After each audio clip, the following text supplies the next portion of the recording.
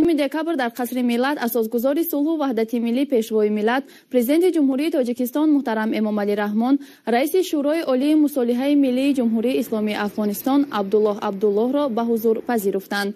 در جریان ملاقات وضع کنونی و دورنمایی همکاری تاجیکستان و افغانستان بررسی گردید. پرزیدنت مملکت محترم امام علی رحمان با استقبال گرم از مذاکرات صلحی بین افغانی و برگزاری نخستین جلسه شورای عالی مصالحه ملی صمیمانه خواستار روند به دست آوردن صلح در انتظار در کشور به ما دوست و برادر افغانستان شدند. تاکید گردید که نتیجه های سازنده مذاکرات صلح نه تنها برای افغانستان بلکه برای تمام کشورهای منطقه و جهان پیامدهای نیک داشته می‌تواند. جانب‌ها ضمن ملاقات عاید به عمل‌های گروه‌های گوناگون افراطی و دیگر شبکه‌های تروریسم بین‌المللی که برای افغانستان و منطقه منبع اساسی تهدید و نگرانی جدی است، تبادل اندیشه کرده تقویت مبارزه مشترک را با همه گونه ظاهرات تروریسم و افراطگرایی در سطح‌های مختلف و تحکیم منبع همکاری وسیع و عملی کشورها را در ساحه امنیت ضرور شمردند. از مکالمه منتظم سیاسی بین دولت‌ها که عامل مهمی بررسی مسائل کلیدی مناسبت‌های دوستانه و راه‌های تحکیم و تقویت منبع آنها در همه عرصه‌های قابل توجه طرفین می‌باشند، اظهار قناعت کرده شد.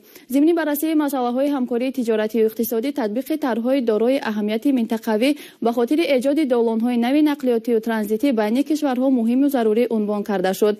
در جریان ملاقات صمیمی همچنین دیگر مسائل برای هر دو جانب سودمند مورد بررسی قرار داده شد. تازه از ملاقات با جناب عالی امام علی رحمان رئیس جمهور محترم جمهوری تاجیکستان فارغ شدیم.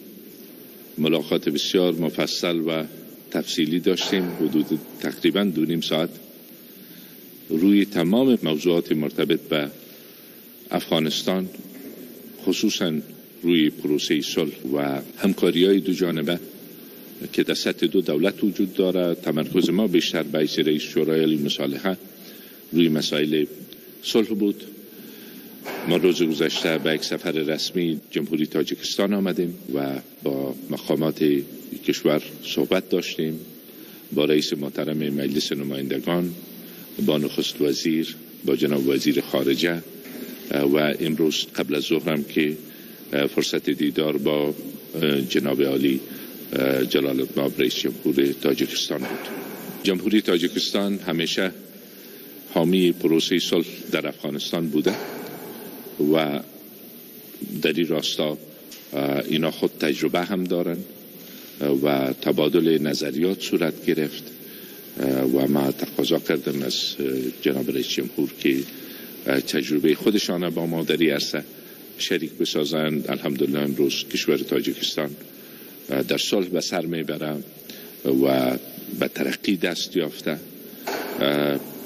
جناب آقای امام علی رحمان رئیس جمهوری کشور به عقیده هستند همیشه که صلح در افغانستان، آرامی در افغانستان، به صلح در تمام منطقه و همچنان به ترقی منطقه و پیشرفت و توسعه منطقه ارتباط داره و پیشرفت و زندگی بهتر مردمای منطقه وسیع ارتباط داره به صلح و آرامی و ثبات در کشور ما.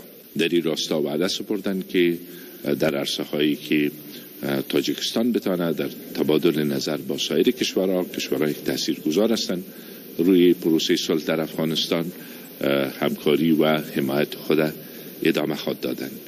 به نسبت به حیث یک شهروند کشور ما و به حیث رئیس شورای عالی مصالحه ملی ما قدردانی میکنم از حسن نظر و حمایت همه جانبه‌ای که رهبری مدبرانه کشور دوست و برادر تاجیکستان از مردم ما داشتن. از مهمان نوازی مقامات کشور و مردم تاجیکستان تشکر میکنم و با امید عزیزیم که انشالله با استقرار صلح و ثبات دائمی در کشور ما شاهد شکوفایی مردمان این منطقه باشیم و روابط و همکاری ها هرچی بیشتر بین افغانستان و جمهوری تاجیکستان توسعه پیدا کنه. تشکر میکنم از همه شما.